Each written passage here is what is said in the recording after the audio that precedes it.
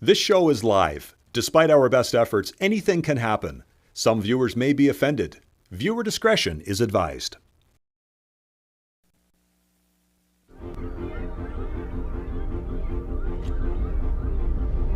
The following is a special live presentation of Eastlink Community TV in association with the Maritime Junior Hockey League.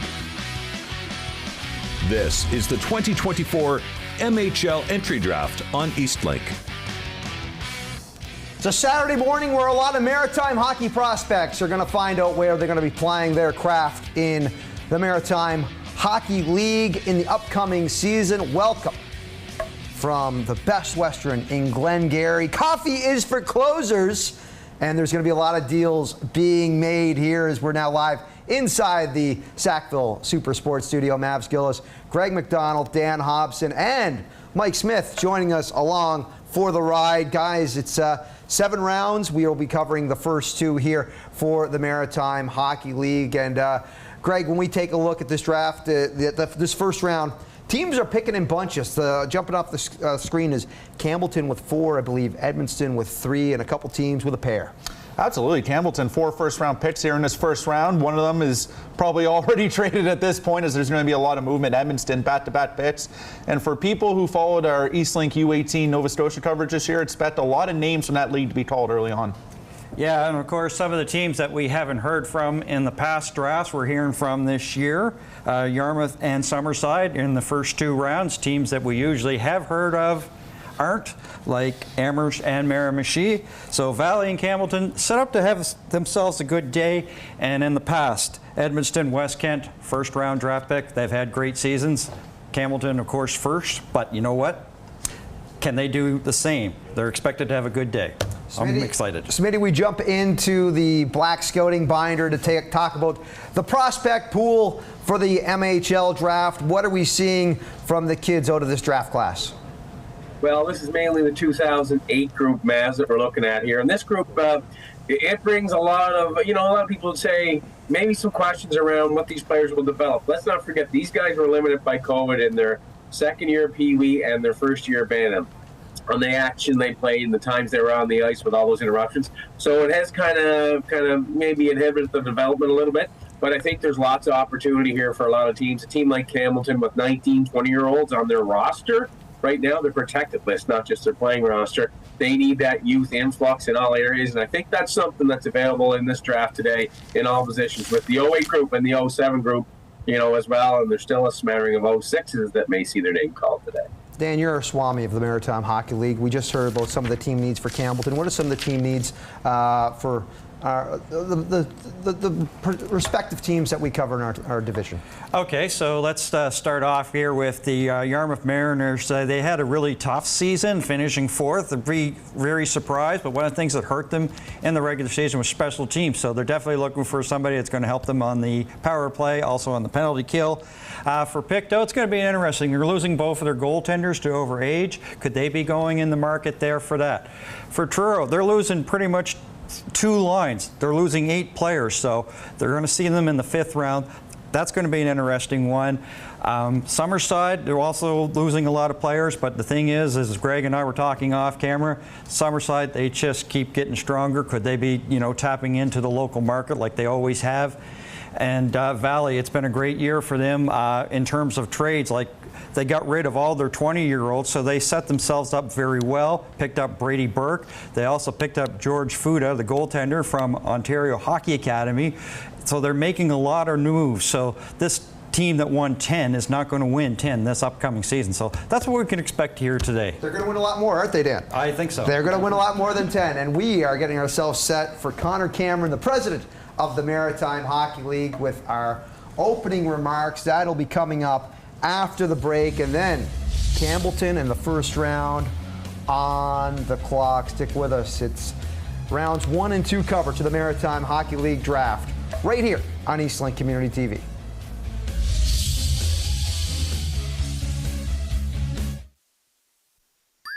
For advertising opportunities on Eastlink Community TV, please email eastlinkTVads@eastlink.ca. Summer is here and baseball is back. The Nova Scotia Senior Baseball League is in full swing on Eastlink. That's a rip. Going back. It's gone. Time set.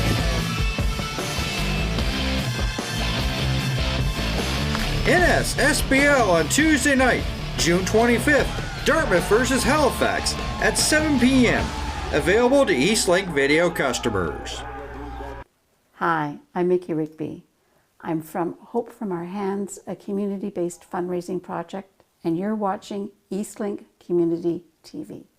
I am the stranger. Do you know what I mean?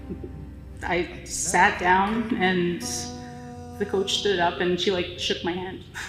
And she told me, she was like, "Congratulations, Bridget, on becoming an Olympian." Join us as we celebrate National Indigenous Peoples Day with a special program lineup. Friday, June 21st, starting at noon on Eastlink Community TV 10 and 610. June is Pride Month. Join Eastlink Community TV as we celebrate the diversity of our local communities for celebrating love, equality, and identity for all.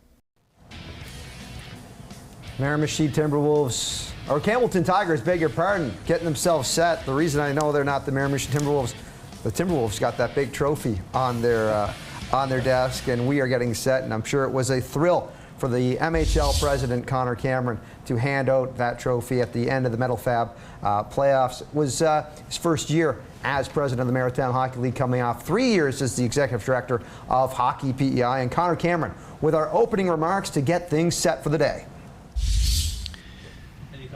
Thanks, Mavs. The MHL is once again excited to partner with Eastlink Community TV for our annual draft. The partnership allows us to reach more of our fans across the Maritime provinces than ever before. I'm pleased to say that this past season was very successful on the ice. Both the Eastlink North and Eastlink South divisions were both hotly contested throughout the regular season. Attendance in the regular season was the second highest ever recorded. And the Metal Fab Cup playoffs was hotly contested, and we actually set a record for fan attendance during that as well. I'd like to congratulate the Miramichi Wolves on an excellent season, championship season. And without further ado, I open the 2024 Maritime Hockey League Draft, and the Campbellton Tigers are on the clock. Thank you. Tigers on the clock. They got this pick from the Valley Wildcats. That's why they're picking first overall. We've talked a bit about the Tigers. What do we expect here now? Well, I think Dan mentioned it off the top. I mean, they're looking for goal scoring. They need some goal scoring. They need some offense immediately into their lineup to compete this year. And as Smitty said, they have a lot of older players in their lineup. They need to get younger quickly here. Well, they had the second worst goals for, 229, and second goals against in the league. So, I mean, this definitely was a little bit of surprise to see them go from second pretty much to fifth. They picked up Adam Rouleau from Miramichi, so that is going to be an improvement for them. So I agree with Greg. They're going to be probably looking at possibly forward, but anything you can do to help restack the cupboards. PEI, does that translate across the Confederation Bridge? Yeah, that message is just coming in for sure. Anybody can looking for skilled forwards and goaltending. That's the search. Well, you need that skilled forward. You need that goaltending, as Dan alluded to in the back end. I think size and skill is maybe something they're looking for. You know, all teams would love to have it, but let's see what Charles LeBlanc and company can pull out of their pockets with this one, man. All right, I understand the pick is in. Mike Hatchie is at the podium, ready to go, head scout for the Tigers. Campbellton Tigers would like to thank the town of Truro for their hospitality this week. I'd also like to congratulate the Miramichi Timberwolves on a fantastic season, winning the championship. With the first overall selection in the MHL 2024 drafts, Campbellton Tigers are proud to select from the Halifax McDonald's, Will Shearer. Right, big 6'2", right shot, right winger. We've seen a lot of Halifax Max in our draft coverage from last week, so it's only fitting we start our draft coverage with one today. Absolutely, 10 players selected in the Q draft. And you see Will Shearer there on your screen, that highlight from last year at the Ice Jam. Troy and I calling that game. That's when he got dumped in the bench, came out, and put the goal in the net. This makes a lot of sense for Campbellton. Will Shearer was a draft pick of the Acadie Bathurst T10 in the Q. Campbellton, of course, very close to Bathurst. So this is good asset management here by Campbellton. We mentioned their need for big players that can score. Will Shearer, he is a goal scorer at every level he's played. he is a coach's dream. He can play any role you need. Last year, the Mats used him as really an energy guy, go out, be physical guy, drive other teams crazy, but he can still put a puck in the net. Very athletic, coming from a very athletic family. Ava is his sister who played hockey as well as rugby for King's Edgehill. So yeah, this is a very 15 points, 40 penalty minutes, very helpful. As I said, they were lacking in terms of goal scoring this year. I think this will be a help for them in the future. Here's one of those guys. He's a kind of a power forward. She's like, kind of. He is a power forward. He comes with the energy. He can run guys over. Plays a little bit reckless, which can be a good thing for teams. You don't know what you're going to get when he comes in on that forecheck. He's not one to shy away from physically separating guys from the puck, taking that puck, and then he has the hands and the top end skill to put that puck in the back of the net. So you want to get offensively better. You want to get a little bigger and stronger. This is your guy. All right. And speaking of the guy, Charles LeBlanc, the general manager for the Campbellton Tigers, about to join us now. And Charles, Will Shearer, the first overall pick today. What is it that made him jump off the board for you? Well, we thought that, like you guys were saying, that he's a prolific goal scorer, but his energy level and his tenacity really brings a lot to the table, and we're very excited and very happy to have a guy with Will's character as well join our organization. Charlie, I had the pleasure of coaching Will and his younger brother this past year in Jatshire. What a very good hockey family, great people. What does that mean to you as an organization, drafting not just good hockey players, but good people overall? Well, I think if you look at any good hockey program, first of all, you need good hockey players, but you need character people that have good value, core values, and the Shearer family, from the conversations we've had with them, is exactly that, and they're going to be part of the Campbellton organization for the next 3 to 4 years, and we're very ecstatic about that. Charles, it's Dan here. So I have a really good, interesting question about Will Shearer. Of course, you've had a team that we talked about basically goals for were hurting for you this year. So where do you see him fitting in, like on the team? Will you see him fitting in second or third line, or maybe to the top line? Where do you think? Fitting in second or third line, maybe to the top line. Where do you think? Well, I don't. That'll be a conversation that we'll have after our training camp with our new head coach, Derek St. Marie, and we are bringing in a couple of guys through trades that we acquired during the off season, and we got a couple free agents from Quebec. But Will could probably fill any role on our lineup for the next 4 years. So whether it's a third line, fourth line, first line, second line, that'll be a decision made by the coaching staff. And again, he played different roles for the Max this year, and we expect that he's going to do that for us for the next 4 years.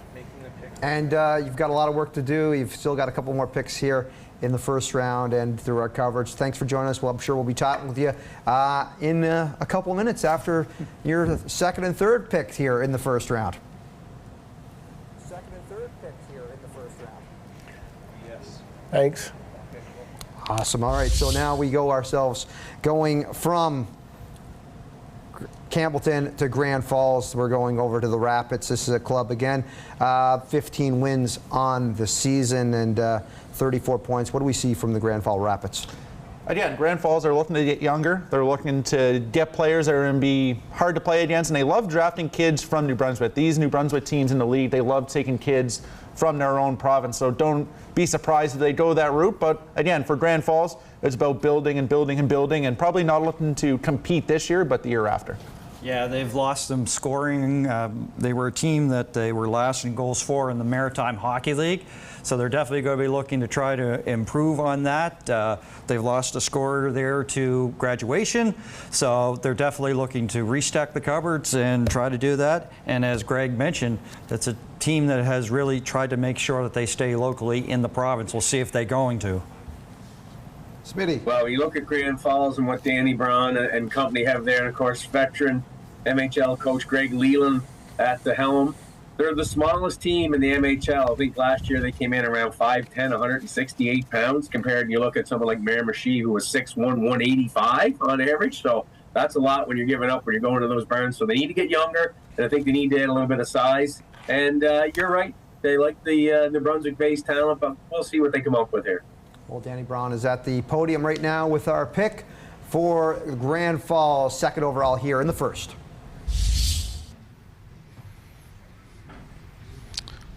First of all, Grand Falls would like to extend our thanks to the Truro Bearcats organization for hosting this weekend, and also to the Miramichi Timberwolves on their league championship and a very successful run at the Centennial Cup. And with our first selection, we'd like to select from the Moncton Flyers, Jackson Summers. All right, checking a lot of boxes off here, guys, because you talk about staying in New Brunswick, needing some size, needing some grit. This is a kid that can develop into a real good power forward. Oh, 100%. And what coaches really like about Jackson is he plays both ends of the rink really well. He can take care of his own end and also take care of the offensive end. And for kids that age, that is so rare to have. Usually they have to work at one area of their game, but he's already got it. And we mentioned their needs. Smitty brought up a great point to get bigger. I mean, he's got a 6-foot frame already. He's going to project to be a good kid. And coming out of that Moncton Flyers program, it's one of the best in Atlantic Canada, and teams in this league love drafting from there, and you see another one go off the board. Second straight year at Grand Falls has taken somebody from Moncton. They took Luke Moray last year, got 15 points, and so they continue to get tap into that very successful Moncton Flyer U18 program. So good pick for them. So they need to make some noise. 3 straight years they haven't made playoffs. They're looking to probably try to jump in there and make a little bit of noise this season. And I think Jackson Summers is a very good pick. You know, I had a chance to watch the Flyers probably 18 times this year. And Summers was one of those guys that I think was maybe one of the most improved players over the course of the season in the New Brunswick PEI U18 League. Really towards the end, and even in the challenge for in the combine for the Q, really started to use his size a lot better and made better puck decisions. And I think he matured over the course of the year and really started to learn what his assets were and how he could apply them a lot better. And I think it's a good ad for Grand Falls. Awesome. Smitty and Danny is at the podium to have a quick chat with us. And I tell you, Jackson looks like a kid that really developed this year, and especially his play in the playoffs is what really propelled him. What were some of the things that you liked out of his game this year?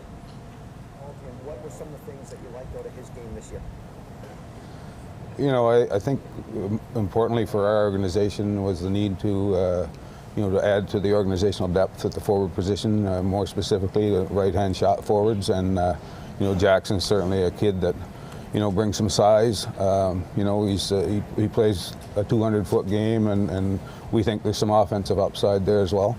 And, look forward to him at some point being in a Grand Falls uniform, and certainly happy with the fact that he's with a strong Moncton Flyers program. You just mentioned the strong Moncton Flyers program. This is back-to-back years you've used your first pick on a kid from Moncton. What is it you like about the program specifically and the job that they do there? Well, I think traditionally they're a team that's always in the hunt with respect to provincials and going to the Atlantic. So they come from a winning mindset.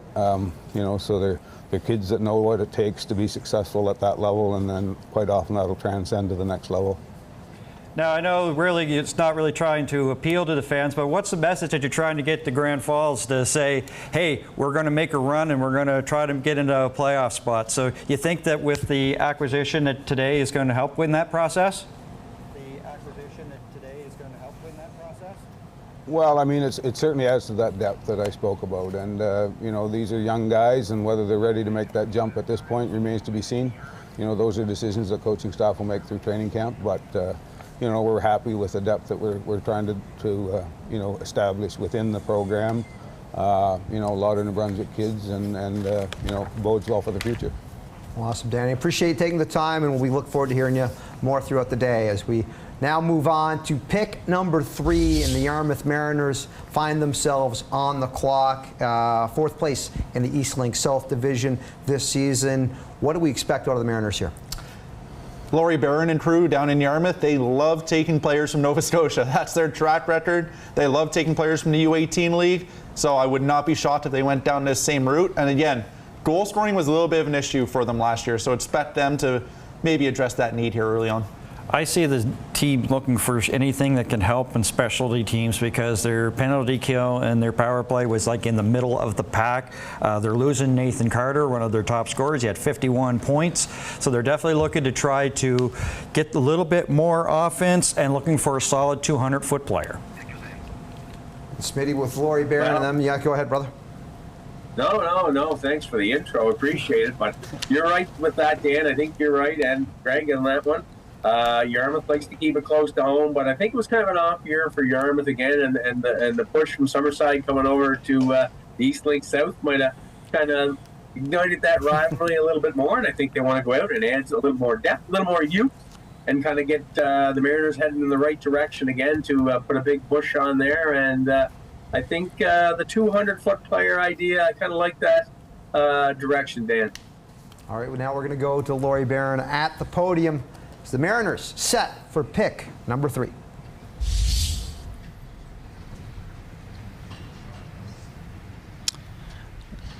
Yarmouth would like to congratulate Mayor Michie on a wonderful run and did our league proud. Also, congratulations to Phil Fife on Coach of the Year.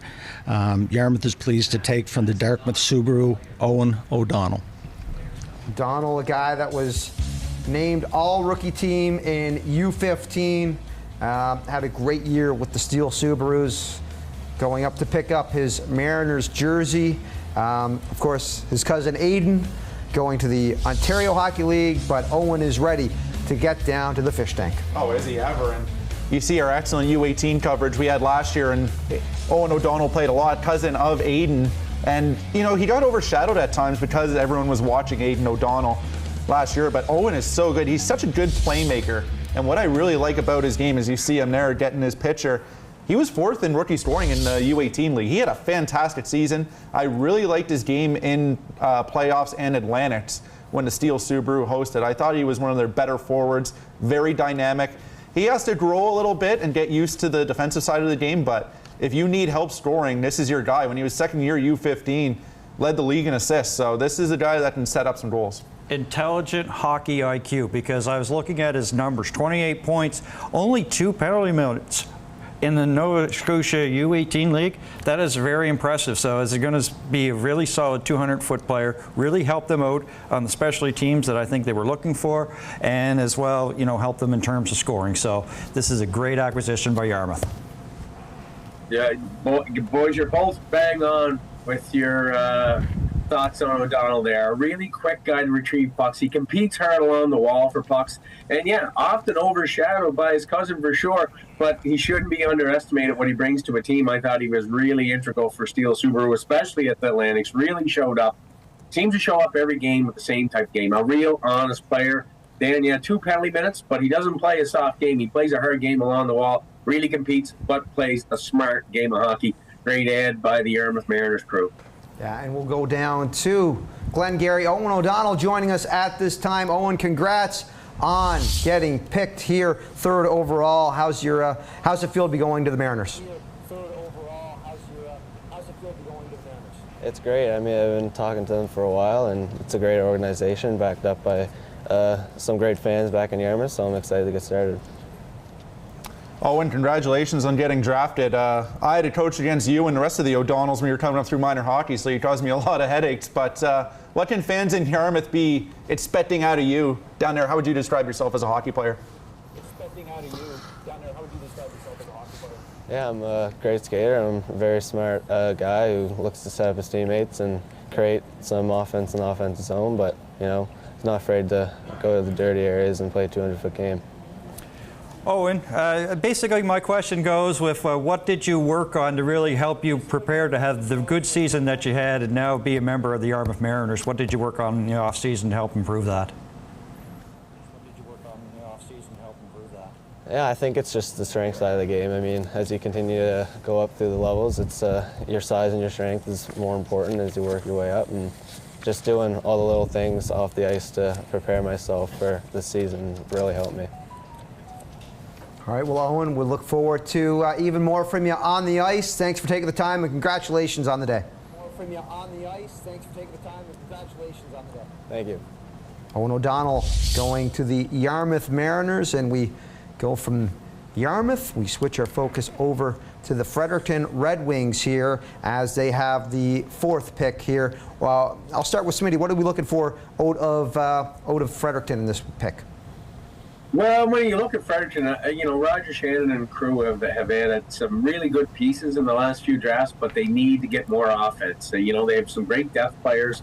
I think, some bottom six kind of guys that are there, but they need to get some offensive skill and add that to the Red Wings roster. Yeah, absolutely. Smitty nailed it. I mean, they need to get some scoring. They need to get a little bit better to compete. I mean, you're seeing teams start to load up in the New Brunswick side of the league, and if you want to compete and stay with those teams, you got to add that top end talent.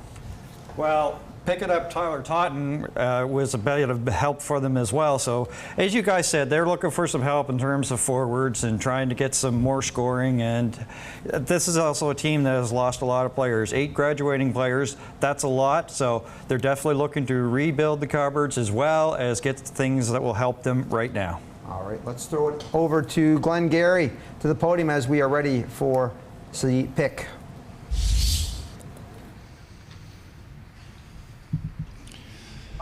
Riverview Ford Fredericton Red Wings would first like to thank the Truro Bearcats for hosting the event, and would also like to congratulate the Miramichi Timberwolves on their championship season. With our first pick in the 2024 draft, the Riverview Ford Fredericton Red Wings select from the St. John Vitoes, Isaiah Rogerson. Isaiah Rogerson, a kid that was named as a tournament all-star at the Q Cup in October, really where he showed up there. Absolutely, and I love this pitch and I love this story. This is a kid that, coming out of U15 in New Brunswick, he wasn't on a lot of radars as top-end talent in the province, but what he did so well is he worked so hard and showed up when it mattered most. Anytime the top kids get together, and a lot of the scouts are there, as I'm sure Smitty will talk about in a few minutes here, he showed up to play, and he showed up on the biggest stage when it mattered most.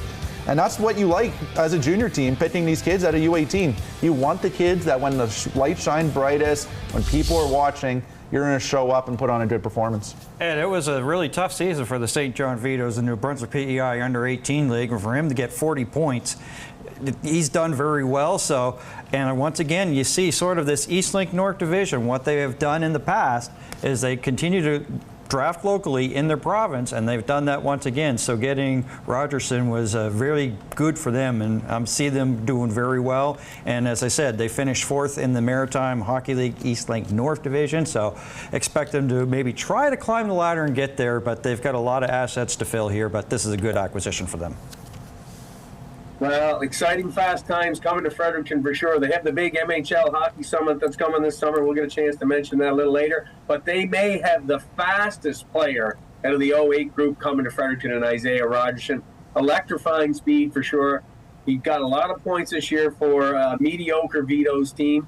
But I'll tell you this, if Rogerson can continue to work on his game and mature and grow his game, he is going to be someone that will be really effective in the MHL for seasons to come for this Fredericton Red Wings group.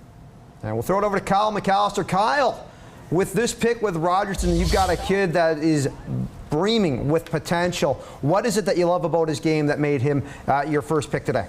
What is it that you love about his game that made him your first pick today? We've had a good chance to watch him a lot this year, and our scouts think real highly of him. He certainly brings a lot to the table. He's a guy that that brings a lot of energy. Physically, he's in great conditioning. It seems we managed to watch him again while he was with us in a tournament, not with us, but in a tournament in Montreal. And for us, it was just we were fortunate to have him there, at 4, and we were excited to be able to see him still there and pick him. Kyle, you mentioned the tournament there, and again, Isaiah is a kid that it seems when the top kids all got together in the U18 draft class and played the Q Cup or the other big tournaments, he always shone the brightest. As scouts, what does that mean for you guys watching kids excel when they're all together like that? Yeah, it certainly is important. Like, you get to watch him. He's a dynamic player. He's out there always engaged in the play, and it seems when things are happening on the ice, he's always involved. And when the intensity level is up, he seems to match it. He showed really well in a prospects game that we watched, and he somewhat dominated that. So that was just a little bit of reassurance for us that we would, especially the fact he's a New Brunswick kid. It was a situation where we feel like he's almost ready, like he can be ready to play this year. And last year obviously we were fortunate to land a 16-year-old that was able to step in and be effective in our lineup last season, and hope possibly moving forward. So for us, it was a good pick for us, and we see a lot of potential in it.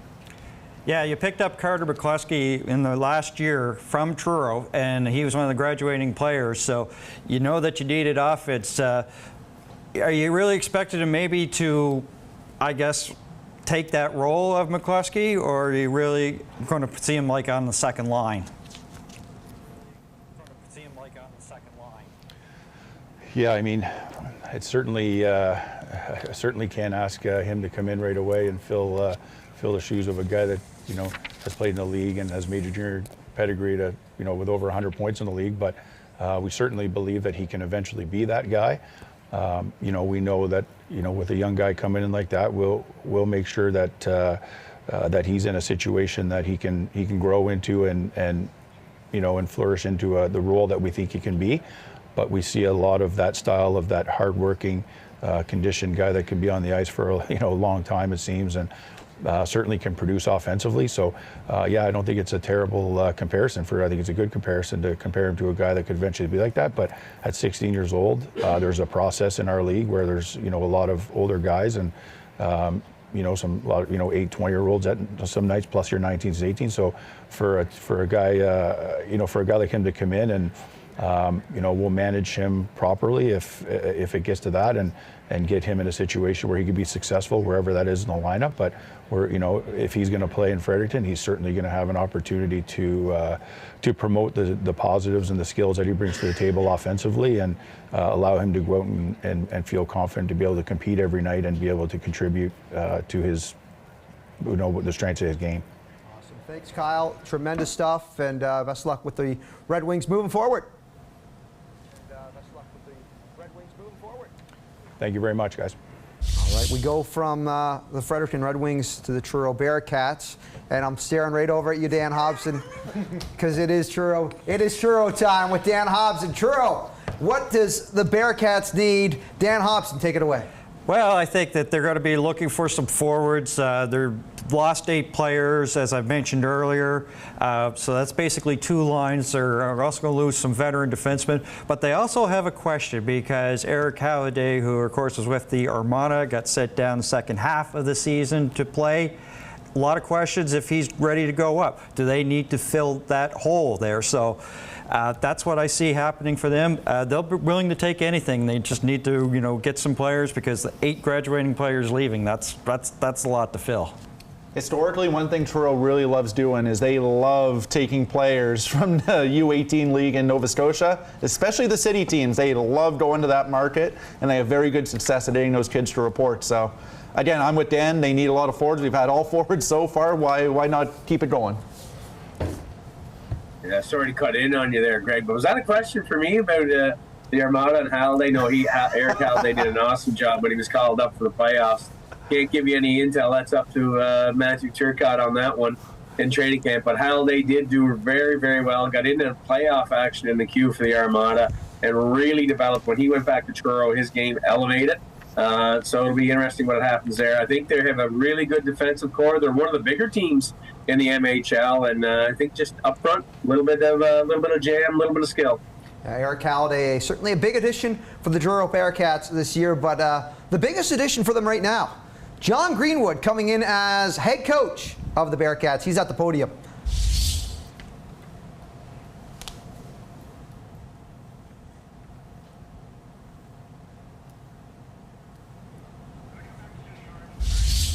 Our feed just froze there, so we are just waiting to hear from Johnny Greenwood.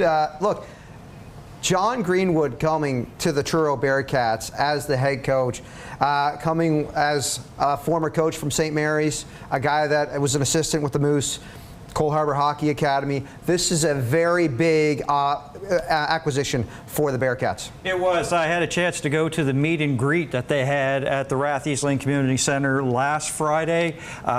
Very interested gentleman, very good, and he's a lot of hockey knowledge, has a lot of background, has a good relationship with the ownership group, so it is a really good fit for him.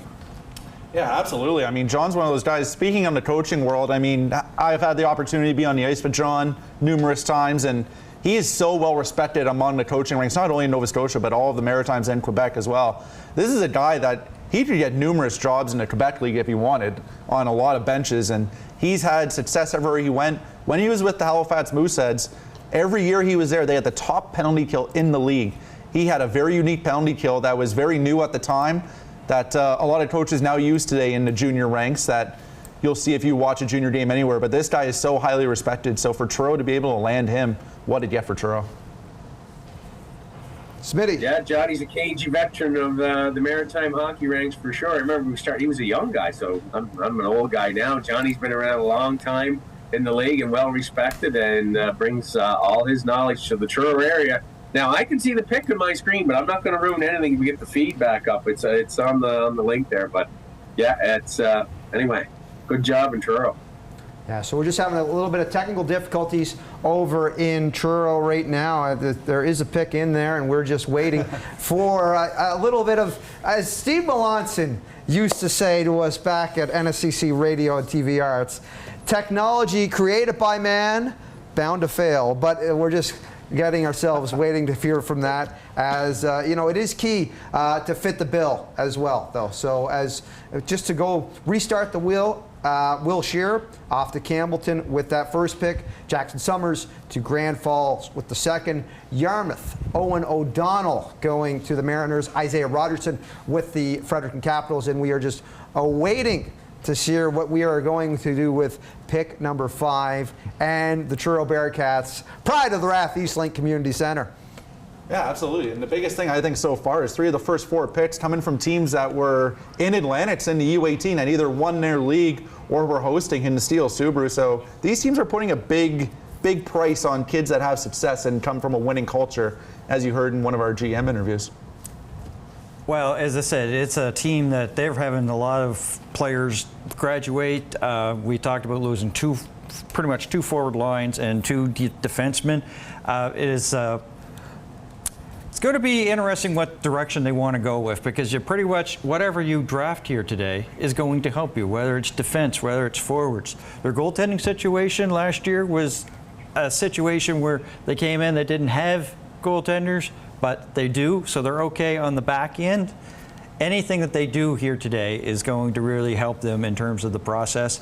And adding John Greenwood as the coaching staff, he's already made a big hit and very popular with the community. The community reached out. There was a lot of people that came to the meet and greet last week.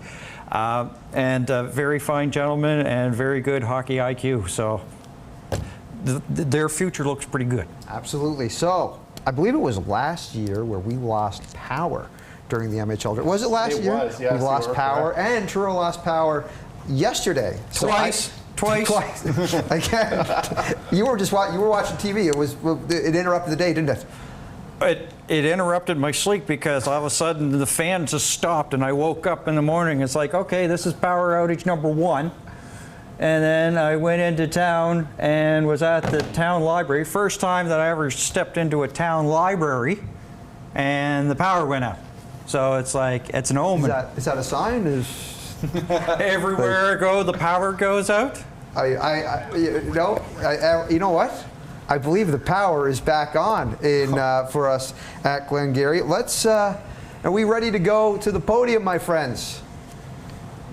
I'm waiting for the voice in my ear to tell me where we're going. No, we're just gonna. I've been told we're gonna wait. Yeah, it was your first time in a town in the Truro library, or just what? Give us a little bit rundown on that library, Dan. Well, it was a new library. It used to be the old YMCA. Mm-hmm. They converted it. They tore down the old library, made it big. Yes. And I walked right in, and within 30 to 45 minutes prepping for this draft, all of a sudden the power went out, and they were kicking people out, and it was chaotic. And then having to drive down Roby Street. Yeah, was a headache. I think to quote a library, I think we have to check out of that story, and we got to check in and convert over to John Greenwood with the pick from the Truro Bearcats. John, I think we're ready for you, brother.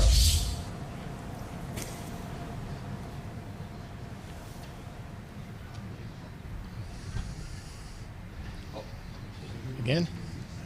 Yeah. Yes. 1 second. Go. The Truro Bearcats are proud to select from the Dartmouth Steel Subaru U18s forward Jace Evans. The pick's so nice, John Greenwood made it twice. Jace Evans coming. And this is a kid that, again, Steel Subaru, very deep up front. A lot of maturity, a lot of overagers there with them. For him to now get an opportunity to shine with the Bearcats, what do you like with this pick? Oh, I love this pick. Again, we mentioned how Truro really loves drafting from the Nova Scotia teams in the U18 League, especially the city teams, and they have a lot of Steel Subaru kids as draft picks. When you talk about, you know, you have Tucker Mackin in there who will probably play on that team. Jace is such a good player in the fact that he goes against the other team's best players a lot. He's very hard to play against, but he provides a lot of good offensive talent as well. He played on a very older U18 team. They had a lot of third-year players on that team, and he still got a lot of ice time and a lot of trust from his coaches, so this is a great pick by Truro. We've seen teams basically do the same thing that they did last year, tap into the same sort of programs. So last year, Truro got Nolan Stevens from the Steel Subarus. This year, they got Jace Evans. As I said, anything to help, because this was a relatively new defense that they had coming into this season, and the possibility of maybe losing some assets on the D. They picked up Dylan Chisholm from Valley, as well as Zach Welsh, which they will be losing this year due to overage. So they need to help defensively, and this pick helps them out in that.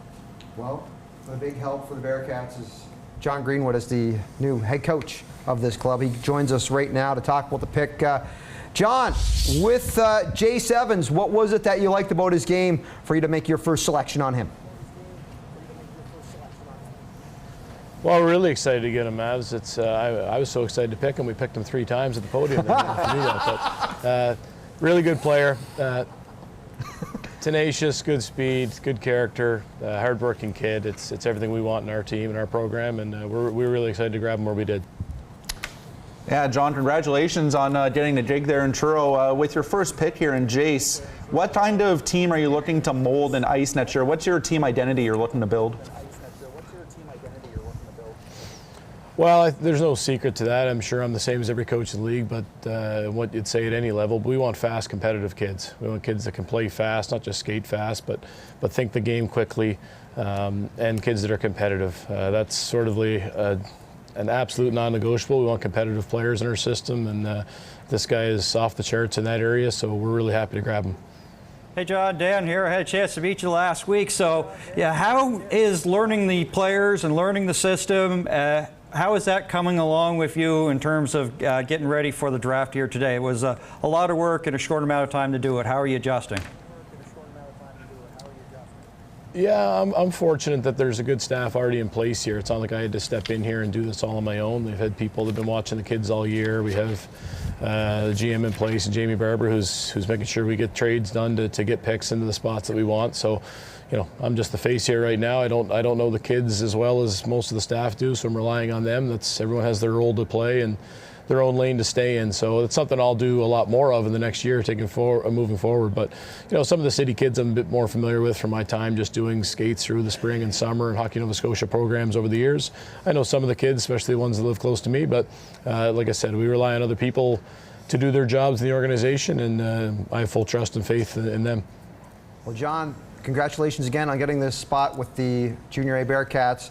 Looking forward to seeing you at the Rath Eastlink Community Center, and thanks for taking 3 times to pick Jace Evans for us earlier today. No problem, Mavs. Pretty tame outfit today, Mavs. I'm impressed, buddy. You're dialing it back a bit. I appreciate it. You know, I had to throw a little red on there, and well, we go from the red of the Bearcats, we go over to the Campbellton Tigers. There's pick coming number 6 from the Yarmouth Mariners, and I believe they are ready to go. They've already taken Will Shearer. No, not yet. We're just waiting. I know they are itching. They are clawing at it, as Tigers would be. It's been forward heavy so far.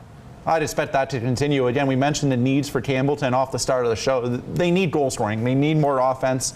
And again, you're seeing a lot of forwards go early on. So I think teams now are saying, well, we better grab our guy before he's gone off the board.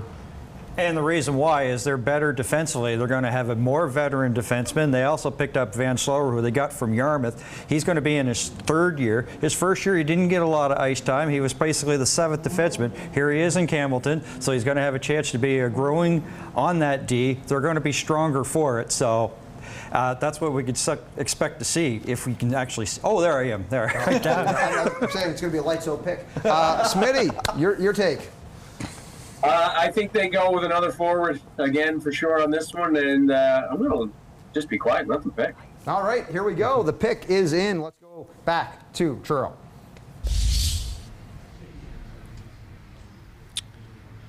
The Campbellton Tigers are proud to select for the Moncton Flyers, Tristan Richard. All right, 13 points for Tristan Richard in 35 games. It's coming in from, say, the Moncton Flyers program, and again, another Flyer off the board. Absolutely, another kid off that great program that's ran here in Atlantic Canada. And again, when we got to see the Moncton Flyers play in the Ice Jam this year that we had on Eastlink, or we got to see them in the Atlantics out in East Hants, Tristan was a player that, again, when the big moments came, he performed even better. He had a point a game in the playoffs for Moncton on that run they had. Very tenacious player. I love the way he played in the Atlantics. Moncton had a disappointing result in that tournament, but Tristan was one of the bright spots on it. I love his game, and you talk about fast-skilled players. That's what they're going to get here. New Brunswick PEI Under-18 League. They had 16 picks in the Quebec Maritimes Junior Hockey League. So they're continuing to be strong, and they usually have more picks in this Maritime Hockey League draft, and the same is holding steady right now. With Richard, what do you like out of his game, Smitty? Appear to be the biggest guy in the ice, but he shows up and competes hard. A lot like the Evans pick by Truro. He's a guy that comes every game with a high end to compete. He shows up, doesn't take a night off, doesn't take a shift off, always contributes and is consistent. Right now we have 2 Campbellton picks. The Pictou Crushers finding themselves on the clock with pick number 7. What are some of the needs for the Pictou Crushers? Well, they're going to lose both goaltenders due to overage. So Di Mattia and Philip Antoine Trepanier, who they picked up from Miramichi, they're both losing goaltending. So, and we've got the Magit factor with the Halifax Mooseheads in on that. So they could be going goaltending because they're coming into like the preseason without any. So that's a possibility. But they're also losing like Nick Marr, who was one of their top players, one of their leaders. So they're also going to try to fill the forward spots too on this team. Defensively, I think they're fine. But as I said, goaltending and forwards, that's what they could be looking for here in the first 2 rounds of the draft. Gregory? Oops, I'm not supposed to call you Oh, my Gregory. goodness, he let it slip. But anyway, for Pictou, again, they had a great run last year, an exciting finish to the season, making the playoffs on the last day of the season, able to sneak in. And they lost a lot of offense. And Dan mentioned it. He hit the nail on the head there. They're really thin at goaltending. They're really thin up front. Again, they could go anywhere here, but they're another team that loves staying in the province when it comes to draft picks. Yeah, Pictou had a lot of good contributions from the rookies they have last year. I don't think there's any goalies in this draft that are going to jump right in and make a difference in a team for next season. Don't see them going goaltending. I see them going more offense. All right, we'll have a look. Garrett Lampke at the podium for the Crushers.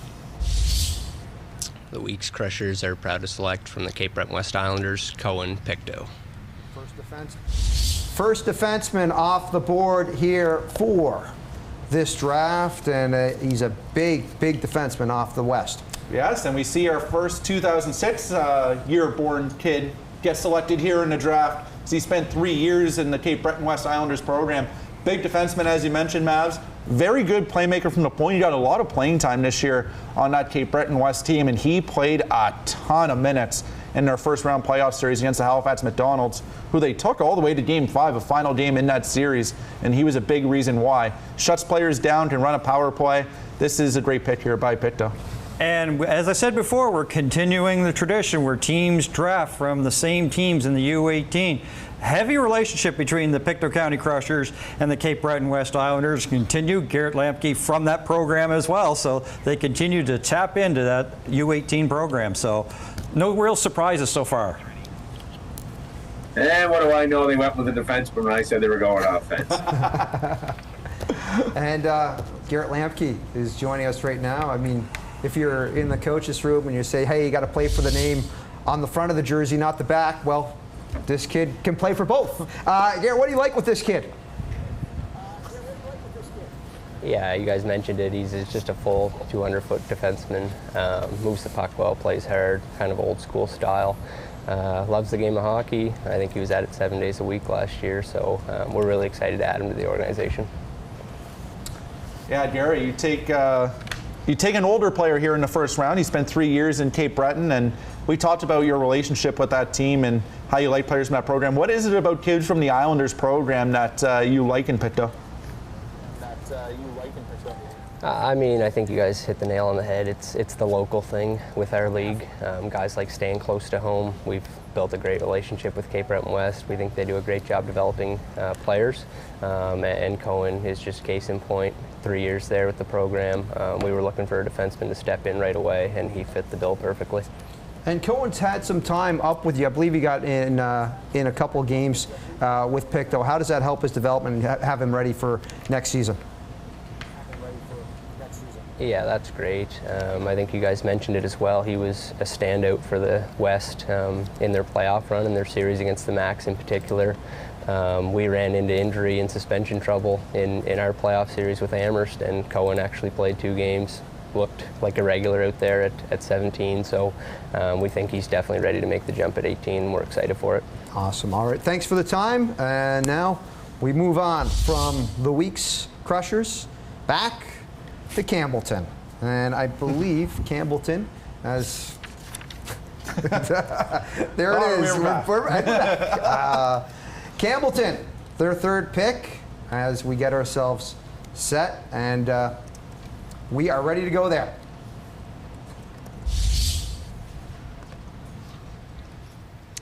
Campbellton Tigers are proud to select from the Kensington Wild forward Matt McDonald. Matt McDonald, again, a member of the Atlantic champion Kensington Wild. And Smitty, going with an Islander. What do we like with Matt McDonald?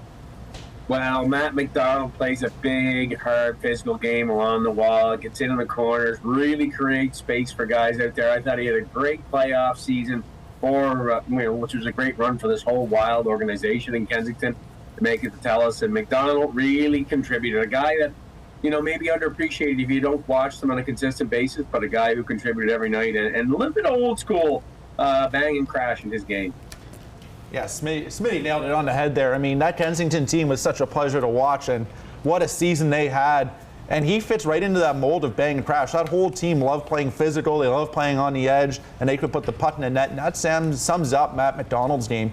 Again, when it mattered most, he showed up. Over a point a game in the playoffs, and he put up 62 penalty minutes in the regular season. So he doesn't mind being physical, but he can also put a puck in the net, which is very valued at this level. Well, you hit the nail on the head, both of you. 62 penalty minutes in the regular season, and it was really good in terms of scoring.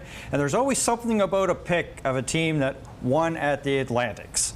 You always know that you're going to be talent.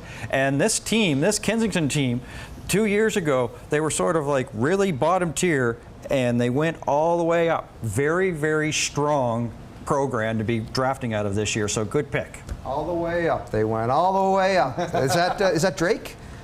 I don't know. I should know this, but I don't. We're in enough arenas. The kids, they love those bops. We're going to Garrett Lampke as more kids about to be selected. Weeks Crushers, their second pick here in the first. The Weeks Crushers are proud to select, once again, from the Cape Breton West Islanders, forward Owen Bell. Garrett just going, again, across the causeway, or maybe Owen is on the other side of the causeway. But this is a kid that played very well with Jack Hayne this year with the Cape Breton West Islanders. Very dynamic forward.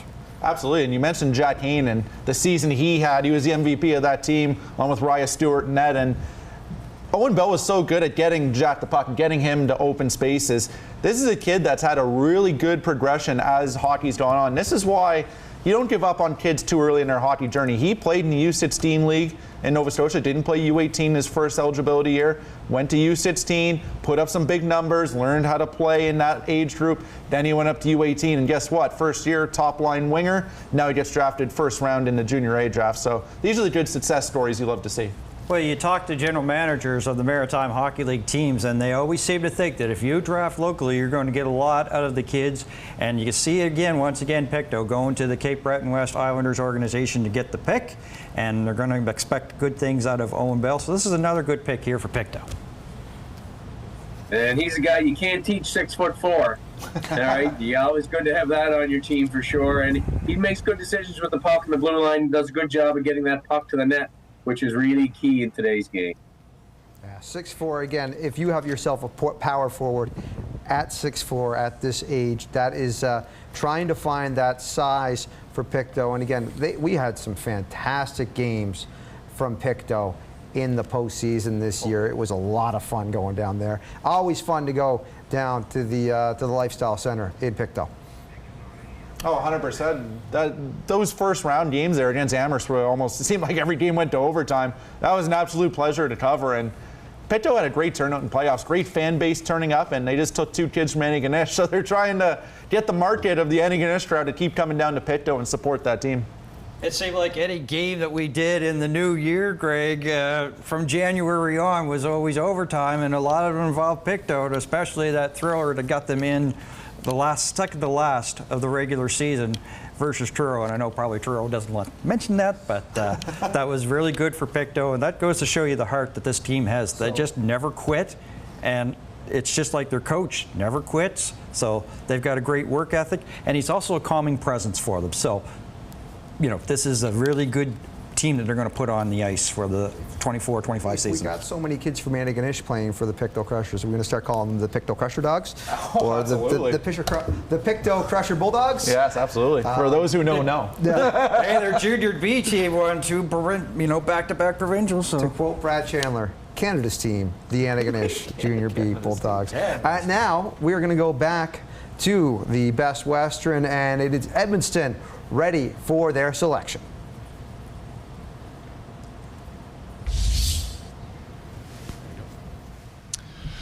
First off, the Edmundston Blizzard would like to congratulate the Miramichi Timberwolves on their championship. And the Edmundston Blizzard would like to select from the Tri-Pen Owen Dyke. All right, big left defenseman there, 25 points for him in 28 games in 2022-2023. Played a little senior hockey as well, I do believe, and he plays big on the ice. Absolutely, and this is the first Newfoundland kid that is taken here in the draft, and Owen is coming from a league where he had a huge role with the Tri-Pen Osprey this year. And they ran into that Pinnacle Growlers team. They had a fantastic final series in the Newfoundland League. Owen had a lot of playing time. He was relied upon as their top D, and the Newfoundland League is more known to be more mature, a little bit older than the other U18 leagues in Atlantic Canada. So, again, they're looking for a guy that can step right in, right away, and make an impact, and I think that's exactly what they did here.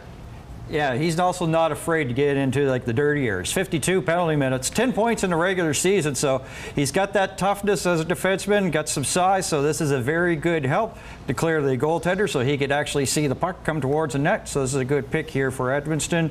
And I was kind of a little bit surprised because I figured they were going to go for a forward because they were going to lose Felix Bedard, who had 92 points, but they're definitely improving defensively, so they've just gotten even stronger. They were strong defensively coming into this. They're stronger now. And sneaky good pick here by Steve McPherson and crew. Owen Dyke, Tri-Pen didn't come to Mount Tony, and they didn't come to Ice Champ, so not a lot of people really saw Owen Dyke, but this guy loves to jump up in the play. Doesn't have those big offensive numbers, but he can contribute. He loves to move the puck. He's very confident of his game, likes the physical element of things.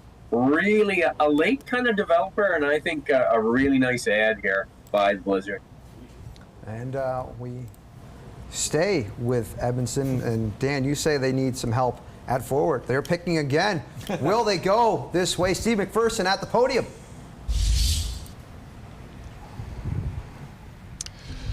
With our second pick, the Edmundston Blizzard would like to select from the Fredericton Caps Lucas Hannay. Another defenseman gone, Lucas Hannay, and again, kid, he had 10 points, 35 games, very able. He's very good at distributing the puck. Oh, absolutely, and shout out Craig Eagles. He loved this pick when he was selected in the MHL Draft last weekend, and Lucas was a bright spot on the Fredericton Caps this year. Again, very mobile defenseman. He can get up and down the ice really well. And when seeing Fredericton play this year, really liked his game. They liked him so much that when he's still in U15, they called him up for a few games in the U18 league. So it goes to show his maturity and his skill level to play a year early. And Edmundston really shoring up that back end here in the draft. 5'7", 135 pounds, so he's going to be a growing defenseman, and sometimes defensemen take a little bit more time to mature, and also as they mature, the size goes up. So, yeah, this is definitely a good one here for Edmundston. You can see that they're definitely still building for the future. They're strong now, but they're trying to get assets for the future. Very good pick for them. You can add a D, and you can say he has the qualities of smooth on his feet and a soft set of hands, and is confident with the puck. That's a good add to your team, and that's a great add to the back end here for Edmundston. And Steve McPherson joining us now after taking Owen Dyke and Lucas Henne. And Steve, with both these players, what do you like respectively from Owen and Lucas? With Owen, I mean, he's a 6-foot defenseman. He's a good puck mover, good skater. We need to build our defense a little bit, and you know, Owen was a good pick, and same as Lucas. Lucas is the same thing, a puck mover, good skater, good skills, good IQ, and that's kind of what we're trying to build around, is guys that have good IQ. So happy with those picks. So you go with two defensemen here back-to-back to start the draft, two defensemen that are very quick, very good at moving pucks. Is that something your team is looking for early on in the draft here, or is it just a case of they were available, you had to take them? No, that's kind of what we were looking for.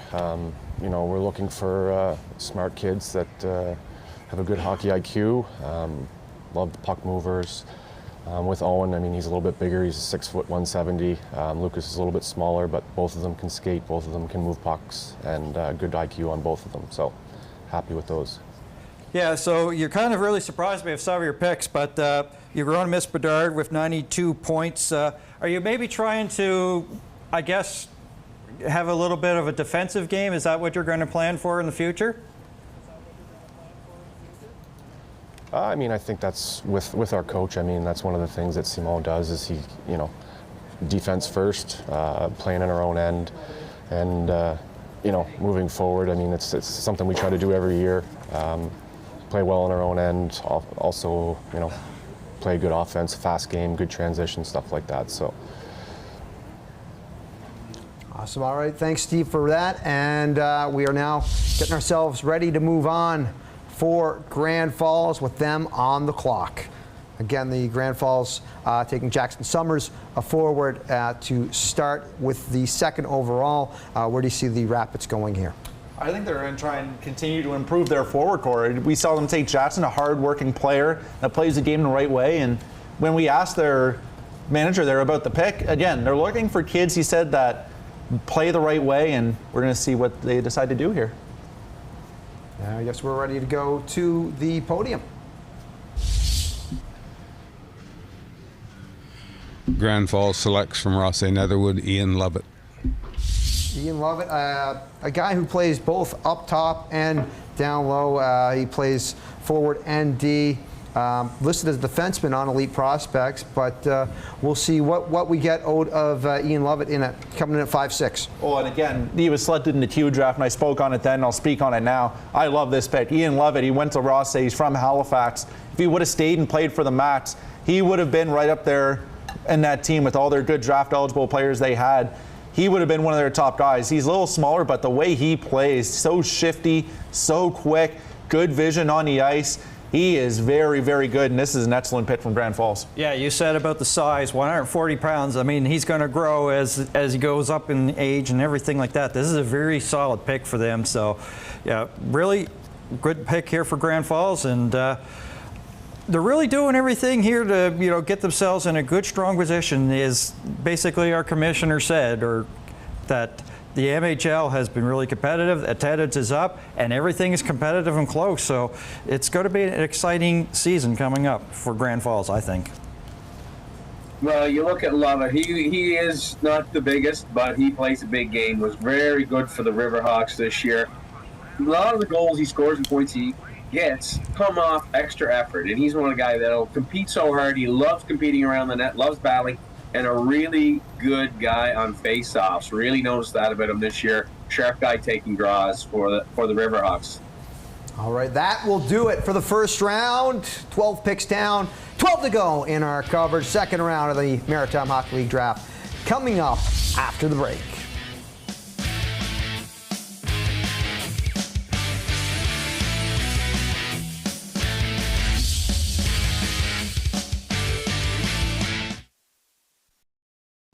You're watching the best source for local sports, Eastlink Community TV. Please visit eastlink.ca/local sports for our full schedule. Summer is here and baseball is back. The Nova Scotia Senior Baseball League is in full swing on Eastlink. That's a rip. Going back. It's gone. Time set.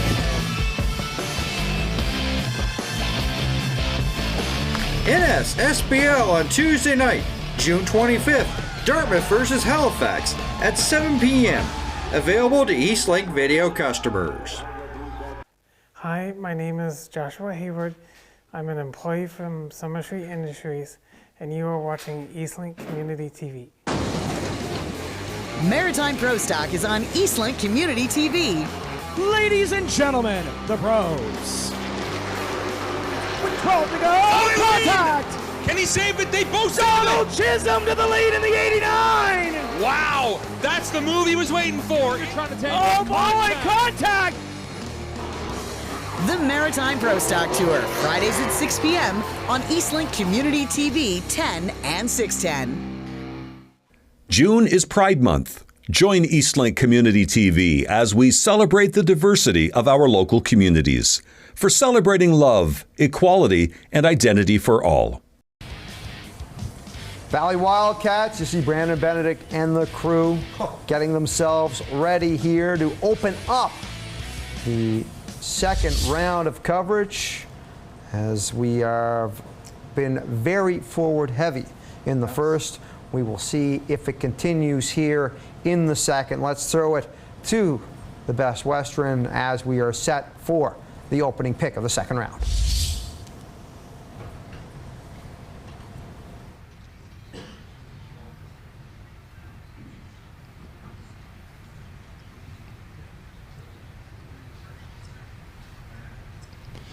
The Valley Wildcats are proud to select from the Halifax McDonald's, Angus Proctor. All right, Angus Proctor, again, one of the many Macs that we have heard in our draft coverage over the last week. 6'1", 185. Had a great year with that Max team. That was just solid. Oh, this is a great pick here by Valley. We saw a picture of their table. We saw Thomas Durant there. Newly acquired assistant coach Sean McKenzie, who has a plethora of a hockey background. They brought in Ethan Landry to be a coach, former first overall pick in this MHL draft. So Valley doing great things off the ice, made big trades before the draft, and they just nailed this pick.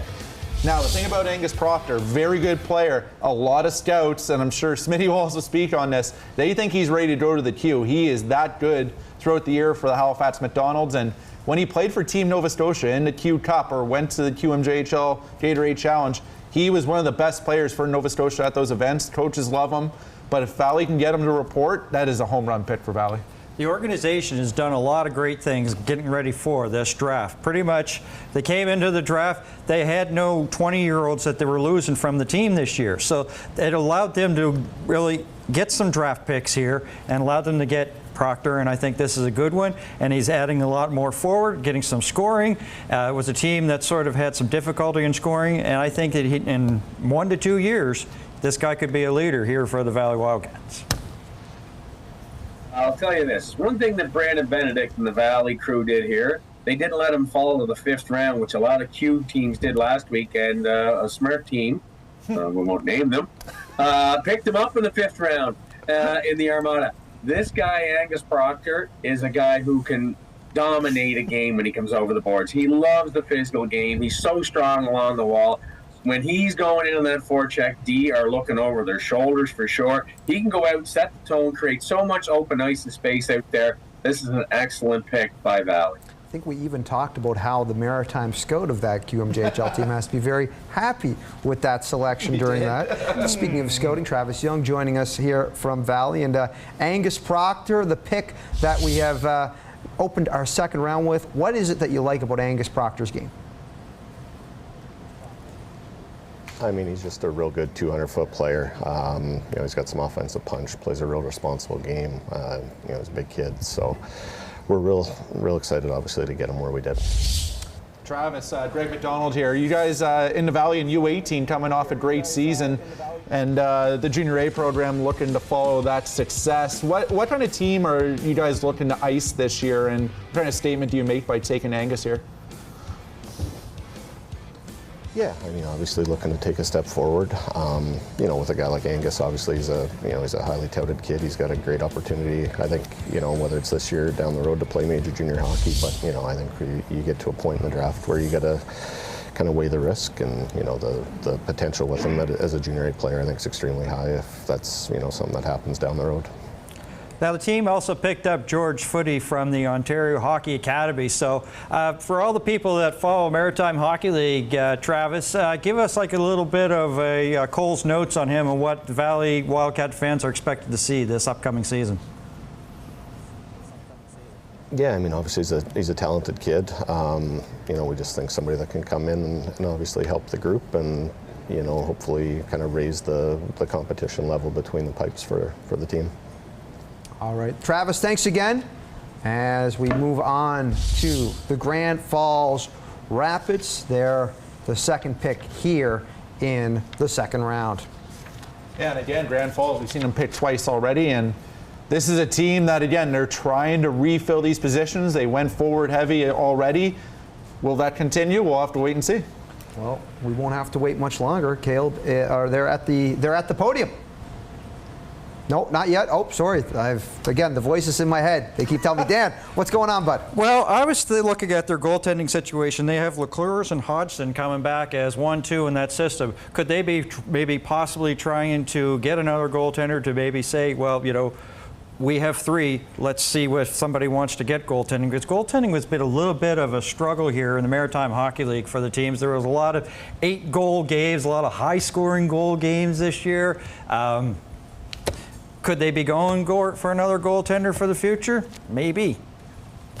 Looks like we've got some movement down in Truro as we wait, and I think we wait no longer. Ready to roll. Grand Falls selects from the Moncton Flyers defenseman Caleb Sear. All right, going with the defenseman here, Caleb Sear, out of the Moncton Flyers program. Played 2022-2023 for the Thunderbirds U16 AAA program as well.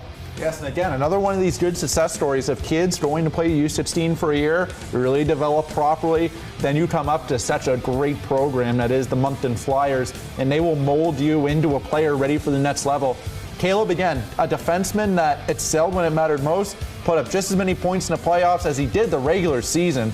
So again, as the year went on, he got more comfortable. His game really progressed as the year went on. And I really love seeing his progression through all the games we watched of him this season.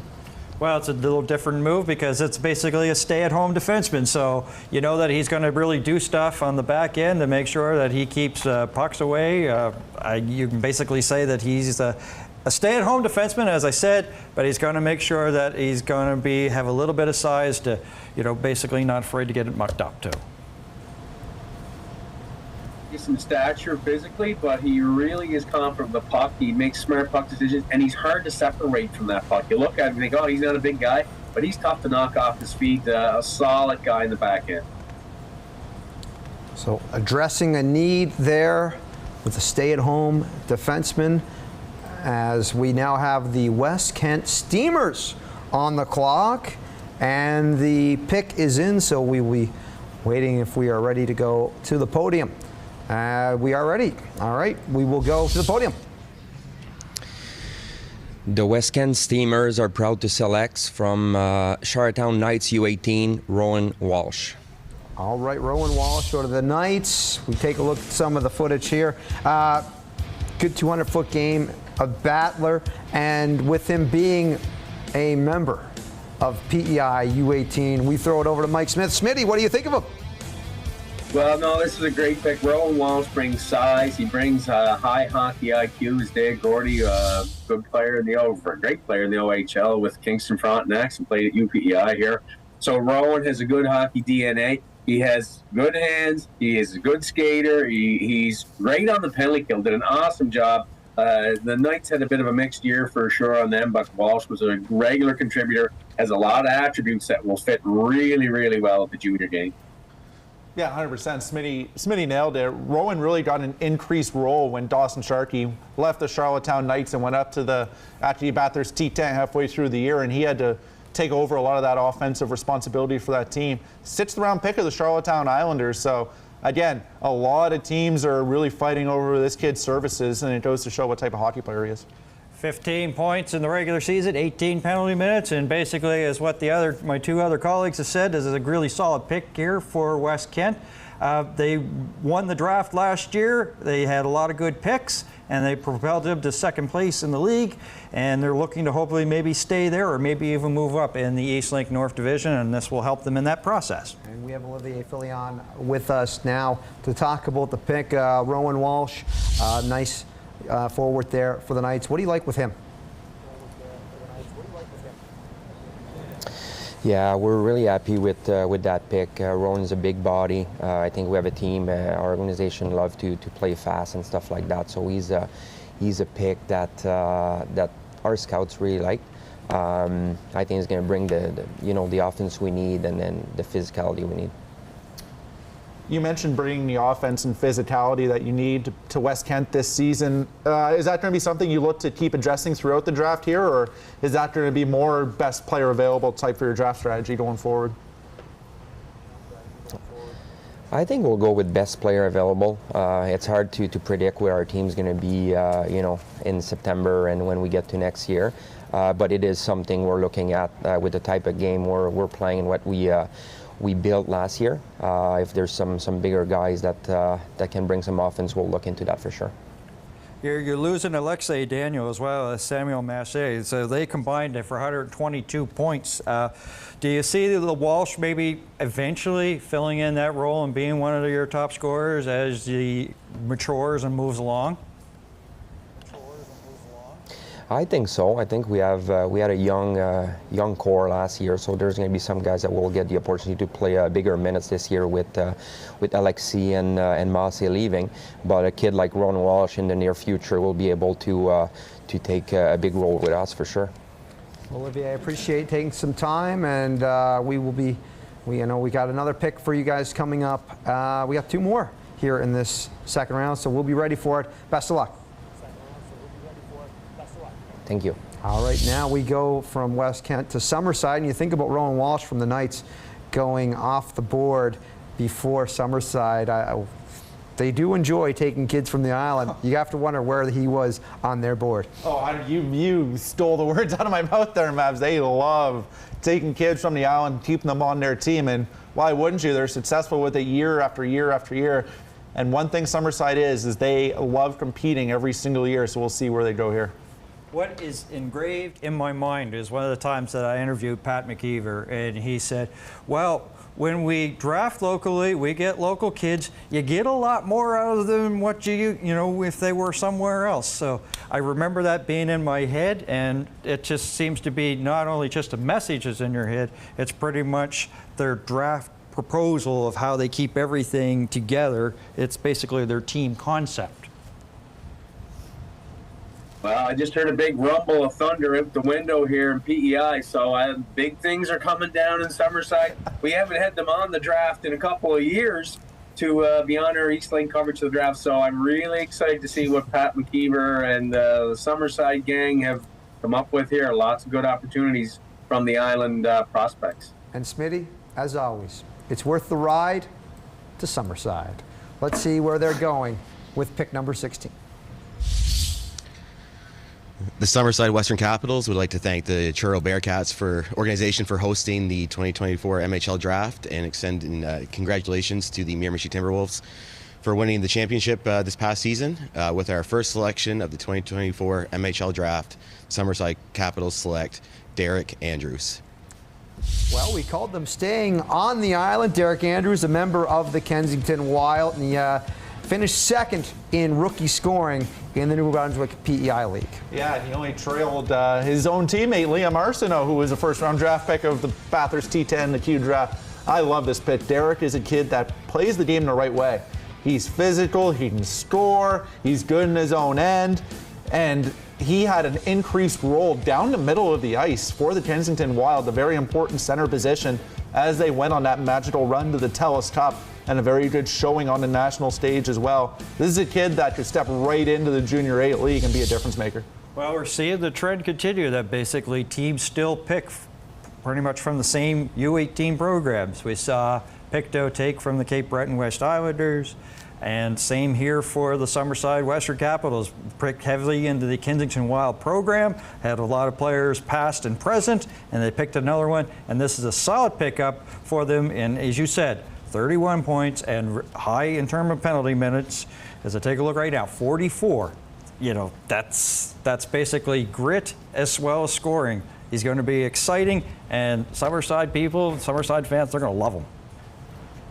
Yeah, and now we go down to, Smitty, go ahead, brother. No.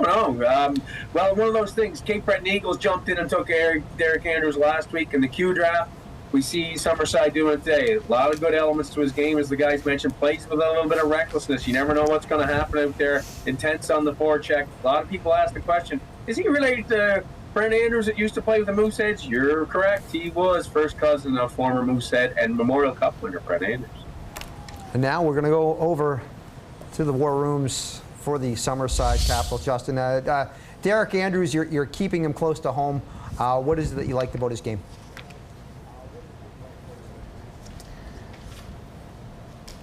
With Derek, we think he's the complete package of a player. He's got a tremendous work ethic. He's got a ton of skill. He's a player that definitely has a shot at the Quebec Major Junior Hockey League, and a very good shot at that with Cape Breton. But he's a player we loved. He's close to home. We just think if he plays for us, and we hope that he does someday, that he will be a dynamic player and a fan favorite for sure. Yeah, picking Derek, this is a fantastic selection for your team, keeping him close to home, as you said, and he was so instrumental for that Kensington team in the postseason and in their run in the TELUS Cup. His play in those events, what did that bode well for him, and how did you like him in those events on the biggest stage? We like to see guys rise to occasion. Obviously he did that. He played great all year long, and we love to see guys that play great in the regular season, but also guys that can perform in big situations. We're a team that likes to try to compete as often as we can for championships. So when we have guys that come up through the system that have won championships or played at those high levels, and especially if they performed well at those levels, it's a player that we love to bring into the organization, and we just feel like that winning work ethic and culture is an intangible asset. So we really like that out of Derek and a lot of players on Kensington.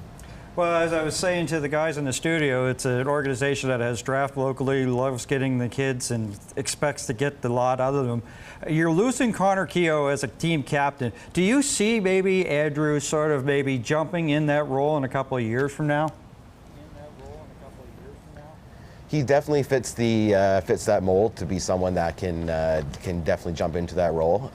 We love everything about his game. There's not too many complaints, and someone that obviously like we just talked about has been through those big moments. Definitely contributes to being a big leader, and obviously he was a leader for his midget team. So that's something that we're really excited about, and we love to mix in guys that we project to have a letter on their jersey if they end up playing for us. So. All right. Well, I appreciate now. I know we've got you coming up again in a pick or two. We'll get more into that in a second. But now we go from Summerside back to the Truro Bearcats. Jace Evans already taken off the board for the Bearcats. Where do we see them going here now? Don't be surprised if they stay in Nova Scotia. Again, I spoke on it already, how they love staying in the province. They love taking players from the Nova Scotia U18 League. It's served them well in the past, and for a team that missed the playoffs for the first time in, like, I don't know what it was, like 17 years or whatever it was, something ridiculous. They're looking to get back to that level. Yeah, like this was a team that was really solid defensively. They're trying to get better. A lot of the defensemen that they came into this season, this past season, it was relatively fresh D. So if they're going to get stronger on the back end defensively, like we were expecting possibly, they could also be going for another defenseman maybe from New Brunswick PEI League. You said about London like in Nova Scotia? Maybe. That's a possibility. Just wait to see if we are ready to go to the podium. There's the table for the Truro Bearcats. And John Greenwood is ready for us, as we hope there's no freezing issues. John, what do we got? Truro Bearcats are proud to select from the Sydney Rush U18s defenseman Noah Tanner. Right, Noah Tanner, 2 times MHL kind of passed over him. This is an opportunity for him to play junior hockey. 100%, and another good success story. I mean, not selected in his first round of eligibility here in the league, but kept at it, kept working. He had great tutelage this year under Chris Culligan in Sydney. Very good head coach and very good hockey mentor. So his game really took leaps and bounds. Got to play on the national stage in the TELUS Cup, of course, the host Sydney Mitsubishi Rush. And again, it's a defenseman that very good stay-at-home guy. He's going to protect his own end. You need those steady eddies, as coaches like to say, on your team that take care of their own end and really makes it so you're not worried about it back there. Well, if the moves that Truro is making today, they came into this draft before this even started, didn't have anybody in the first and second round. Well, they've had 1 first round, 1 second round, and have gone defensively with defenseman Jace from the Steel Subarus. So they continue getting from Nova Scotia, as you mentioned. So this is they're really solidifying, getting that back in solid there for this upcoming season. Yeah, and Tanner's one of those guys, put up decent numbers, right? Does a great job of moving the puck through the net. You look at him, almost a point a game at the TELUS Cup. There were 5 games. He had 4 points and put up 25 on the season for the Rush for Sydney. So, nice pick here. Yeah, again, and getting that experience at the TELUS Cup, I know it was some great teams there. Sydney gave 2 very good games, including giving Magog probably the best game that they had all tournament. Yeah, for sure, and he was a big part in it. And again, Smitty mentioned teams put a big premium on players that play well on the big stages, and you play on that national stage, and you play against the top teams. As you mentioned, Mavs, they really gave Magog all they could handle. That might have been a situation of Magog thinking they had that game under wraps, but Chris Culligan will always get his teams to compete, and great job here by Tanner to get himself selected. And I believe we are ready for the Fredericton pick here at pick number 18.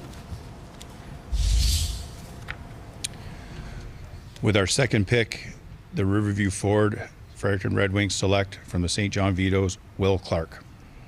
All right, Will Clark coming in, 6th in league rookie scoring, but had a very good playoffs for the Vitos. 100%, and Will is a player, again, played on a St. John Vito's team this year that didn't have the best of seasons, but this kid knows how to score. In his second year of U15 major hockey, he led the whole province in scoring. This kid knows how to score. So again, this is a pick by Fredericton. They're taking 2 Vitos early on here. They're saying that they see something they really like, and they're putting a premium on goal scoring early on. He's almost like one of those 2-dimensional players because he's got size, 184 pounds, very good at scoring. So when he gets into the dirty areas, it's going to be very hard to get him out of the way of the goaltender. So you add size and you add scoring ability, that's almost like a double-headed dragon. So good pick.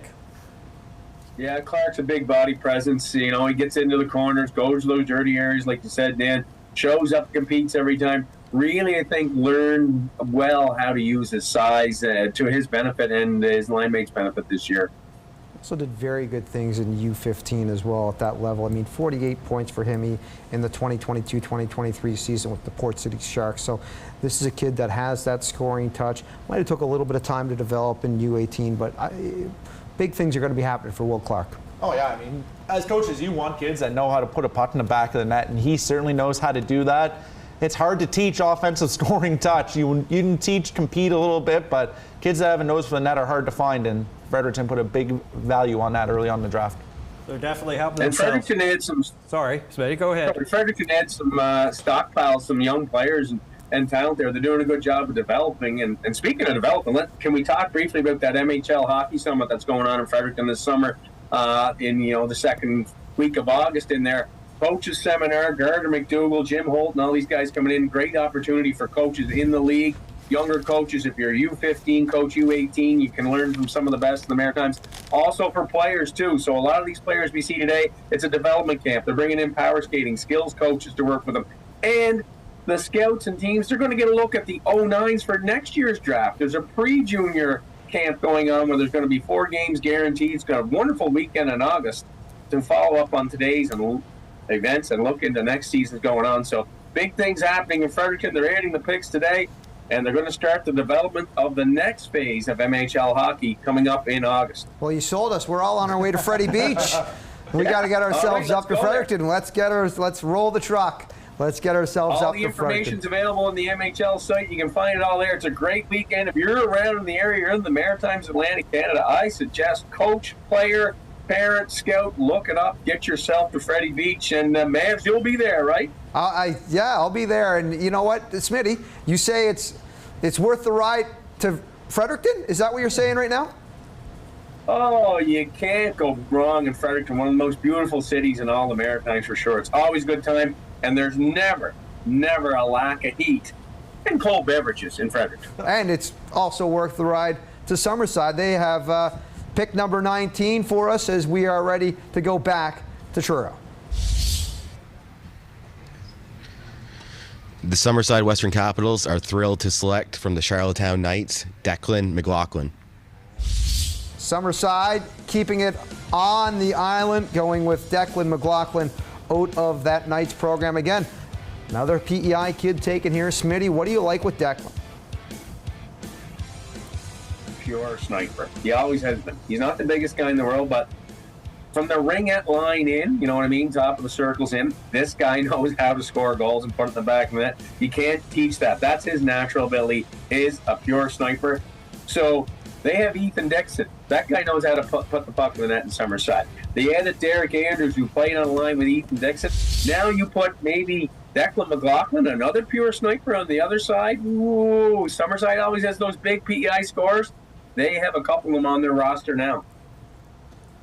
Yeah, Smitty's exactly right. Declan was a player again. When he played U15, finished 4th in lead scoring there, and made the easy transition to U18, finished 4th in rookie scoring in U18. So it's a kid that knows how to score at every level he plays at. Expect that to continue, and Summerside continues the trend of keeping kids on the island. It works, why change it?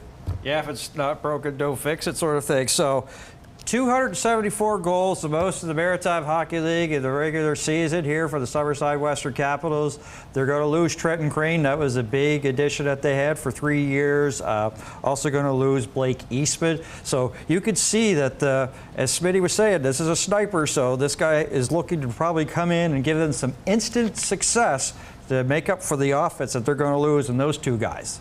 And now we move from Summerside to back-to-back for the Valley Wildcats. Their first pick coming from Miramichi, their second coming from West Kent. And the Wildcats are ready at the podium. Let's go to the Glengarry. Valley Wildcats are proud to select from the Valley Wildcats, Max Hanley. So Max is not going far, going from Cats to Cats.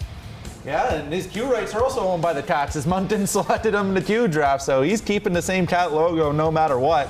And again, what a season Matt Hanley had on the back end for the Valley Wildcats, especially, and again, I'm going to mention it, when the best players got together and he competed with Team Nova Scotia in the Q Cup. He was rated as one of Nova Scotia's best defensemen and also made all-star teams in those events for all the Maritimes. He was very highly touted in the Q draft. Moncton took him early, and you see Valley putting a premium on it here. Great pick by the Valley.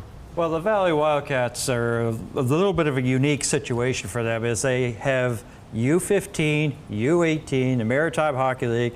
They're all underneath the same ownership group. So they're basically when they start with the U15 program, go to U18 and then to the MHL, they're starting to try to keep kids local. They have done that with their goaltender St. Clair, who is a backup. They've done it for Luke Foley, who is also a QMJHL pick for Cape Breton.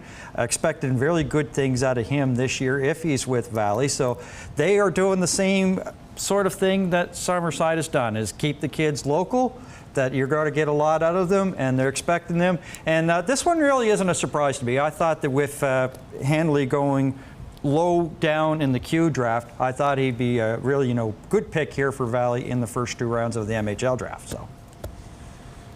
Yeah, nice pick here with Hanley. A lot of great elements to his game. He's a guy that can punish guys in front of his own net, too. He can move the puck, loves to jump up in the rush at times, and a real complete D here for Valley, and keeping the products local. And that's what the Maritime Hockey League is a lot about. You want to keep those guys close to home. The fans will turn out when they see the local boys around, and you got to bring in a little outside spice, but you got to start your foundation close to home. Well, he's a Valley Wildcat. He is property of the Moncton Wildcats, and he's staying with the MHL Wildcats. One would say that Max Hanley is just a cool cat overall. The Valley Wildcats, they also have this pick from West Kent, and they are ready to go. Valley Wildcats are proud to select from Cole Harbour, Will Cole. So a goaltender coming off the board here. Will Cole, the first goalie here out of the Cole Harbour Wolfpack. Yes, he's the top goalie available in this age group from Nova Scotia, and Valley wastes little time saying we're going to nab him before anyone else does. Will is a goaltender that at every level he's been at growing up around hockey and here in Halifax, whether it was with Eastern Shore coming through or U15 in Cole Harbour or now U18 here in Cole Harbour as well. Just a highly regarded goaltender, very quick, very good recovering from his rebounds. Again, this is a need that Valley is identifying. We heard Travis Young mention they want competition in a goaltending position. This is going to be big competition bringing Will Cole in because he is a gamer. Well, you said about competition. They've got 4 here at camp. You've got St. Clair, you've got former Campbellton Tiger, Footy, who they signed from the Ontario Hockey Academy, and you add Cole to this. So they've got 4 that are going into camp, and they're also maybe trying to stack up and say, look, goaltending has been a little bit of an issue here in the Maritime Hockey League, especially this past season. As mentioned, there was a lot of times there were 8-goal games, so maybe they say, well, we're willing to try to get rid of one of these, but you gotta have to sweeten the pot to do it. So, but you said about the goaltending competition, Greg, they got 4, so it's going to be an interesting camp here for Valley. They're going to be very entertaining and competitive in this upcoming season. Yeah, someone like Cole, I think he's probably the best goalie available in the draft right now. And what Valley needs is they need a goalie who's going to give them a chance to win in games and stay in games and an opportunity. And this is a path that Will Cole walked a lot this year with the Cole Harbour Wolfpack team. He gave them an opportunity to stay in games and compete, and this team really progressed over the course of the year. Not the biggest guy. He is lightning quick, tracks pucks well, has good hockey sense. And I see him, there's a lot of elements of Matt Welsh that are in Will Cole's game. And again, with Will being a Moncton Wildcat draft pick, and they're very deep at goaltending, this is an opportunity for him to get a chance to play in some junior hockey if he is to go on to play for the Valley Wildcats. And, again, it's an easy call up from Valley to Moncton, going from cats to cats. Is it ever? And this is a pick where, again, the new guys they brought into the team, you have Thomas Durant, you see at your table there, goaltending coach. Sean McKenzie, former NHL goaltender, is now an assistant coach. They're probably beating on the drum saying, let's take the best goalie available, not only for ourselves, so that for our competition can't have them. And this is a very interesting draft strategy we're seeing out of Valley. All local Nova Scotia kids are taking here in the draft. Well, one of the things that I want to take away from is being a goaltender in the Maritime Hockey League is a hard deal, because the thing is, if there's ever an injury in the QMJHL, one of the goaltenders is going to go up. So you want to be solid. You want not just a 1 and a 2. You want a 1 and a 1A. So they're setting themselves up for a situation. Hey, if Cole goes to the QMJHL, we're at least covered. If he's here, that's great. It's basically a win-win situation here for Valley. And we are going to win-win on our way to our final pick of our coverage, the Grand Fall Rapids. Wrapping up, they got this pick from Summerside. This will wrap up the second round of coverage. Grand Falls selects from the Mount Academy Saints, Alex Culligan. All right, Culligan going off from the Mount, and we got ourselves ready for this pick here. Kid played St. John product. What do you know about him, Greg? Well, again, it's not all about goal scoring with some forwards, and that's what you're going to get with Alex Culligan. You're going to get a kid that does other things away from the puck that are so good. His positioning is very good.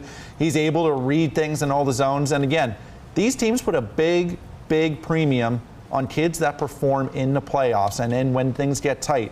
And his production levels, although he's not really known for it too much, it increased significantly in the playoffs for Mount St. Charles. And listen, you don't play in that program unless you're a very good hockey player and very good academic kid as well. So this is a slam dunk for Grand Falls. Well, it's been an interesting trend, hasn't it, here, guys? We started off the day with heavy forwards, and now we're getting into like heavy defense to end this first 2 rounds of the MHL draft. And you see that Grand Falls is really trying to maybe tighten things up in the back end while getting this defensive pick, and they're really making some right strides and going in the right directions. As I said, the Maritime Hockey League, it's even what Connor Cameron said off the top. The numbers are up there, watching is up there, everything is intense, close. It was the best season that I think they could ever have, so teams also have to do that because they know how to have to maybe shut things down and maybe prevent those 8-goal games that I've talked about in the past. So. Well, an interesting pick here by Danny Brown and Greg Leland and crew to finish up the second round in our coverage today. Alex Culligan of the Mount Academy right here playing in a North Rustico PEI this year, made the big move there. Chris Pam Sis, so he's not too far up the highway a little bit towards Grand Falls, but a big guy coming in a little over 6'1" already, so that's a big body, and he's a right shot D, and who doesn't love the right shot D in the world of hockey these days? Well, that's going to do it for our coverage here. Rounds 1 and 2 in the books. Rounds 3 through the rest on the MHL.ca. I'm already seeing Jacob Hartland from the Max gone to Grand Falls, Zach Savoie from the Northern Moose to Campbellton, Carter McAlworth to Fredericton, Matthew Mayerweather off to Truro. Like, these picks now, they are going to be done in the next half hour because they roll through it here. Guys, as we wrap up our 2 rounds, what's your closing thoughts? You saw a lot of needs get taken. We mentioned a run on forwards, run on defense at the end of the draft. Expect a lot of players from the successful programs at the end of the year. Halifax Mats, Kensington Wild, Moncton Flyers, Steel Subaru. Expect a ton of pitch from those organizations. Well, the thing is, it's been one of those things where you said the U18 programs and a lot of teams basically still continue with the same recipe. It's worked in the past. It's going to work here tonight or this afternoon. They picked from teams, picked from the Cape Breton West Islanders, for the Truro Bearcats, still a lot with the Steel Subarus, once again Summerside, Kensington Wild, and we saw a lot of the East Link North Division grab a lot of Moncton Flyer players. Well, hey, you want my 2 cents from the island? Yeah, of I course. can give it to you here right now. So yeah, it's again, we're seeing the territorial picks flood in now. Teams have that opportunity. The theme is kind of maybe picking close to home, as we've alluded to in the draft here today. A lot of good opportunities for Maritime players. It's an exciting time. It's a great time to build those teams around home. The picks continue to flood. I think this is a draft. In 2 years' time, we'll look back and say, hey, that was a great 6th-round pick, 7th-round pick. And, of course, great 1st and 2nd-round picks by teams. And we're just seeing Charlie Bonino, Cole Harbour Wolfpack, another sniper. He goes to Pictou. Teams are going to be able to address their needs, what we'll see down the road in a couple seasons' time. And, again, an exciting day. Hope everyone continues to follow online as the day progresses. And always fun being around with you guys today, boys. Enjoy the off-season. And don't forget that MHL Summit in Freddie. Well, that's why I'm excited to You're going to be sending us the Airbnb reservations, aren't you, in the email, Smitty? You're already working on that for us. Excellent. We're off to Freddie Beach. I'm working on it. That's our next stop. And our next stop is we've got some soccer. We've got some baseball, not together, although covering soccer, baseball would be a dream of us here at Eastlink Community TV. And then before you know it, we're back in the rinks. But hold the brake, pump the brakes. We got to enjoy some summer first. For Dan Hobson, Greg McDonald, Mike Smith, and our entire Eastlink Community TV crew, I'm Mavs Gillis saying thanks for watching. Congratulations to all the kids getting their names called here for the 2024 Maritime Hockey League Draft.